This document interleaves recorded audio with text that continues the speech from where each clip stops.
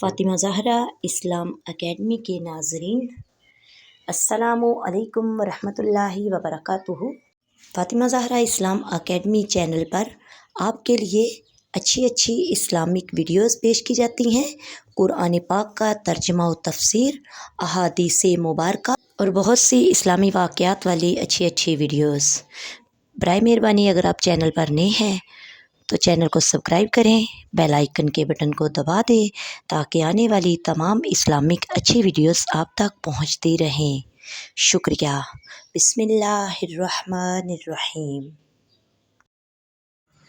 بعض لوگ عید الاضحیٰ کے دن قربانی کے جانور کی کلیجی پہلے کھانے کو مسنون سمجھتے ہیں۔ کیا یہ درست ہے اور کلیجی کھانا جائز ہے یا نہیں؟ جواب اس کا یہ ہے، جی ہاں، قربانی کے جانور میں سب سے پہلے کلیجی کھانا سنت ہے۔ حضور سید عالم صلی اللہ علیہ وآلہ وسلم قربانی کے جانور میں سب سے پہلے کلیجی تناول فرماتے تھے اور یہی آپ کا معمول مبارک رہا۔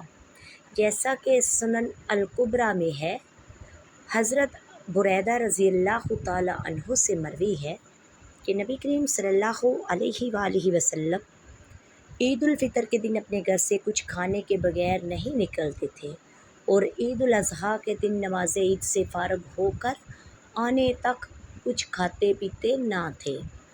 آپ صلی اللہ علیہ وآلہ وسلم قربانی کے جانور میں سے ابتدا کلیجی تناول فرماتے۔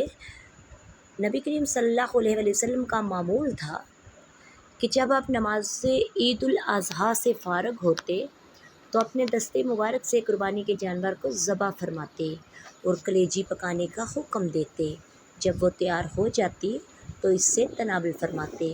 قربانی کرنے والے کے لیے سنت ہے کہ قربانی کے گوشت میں سے سب سے پہلے کلیجی کھائے۔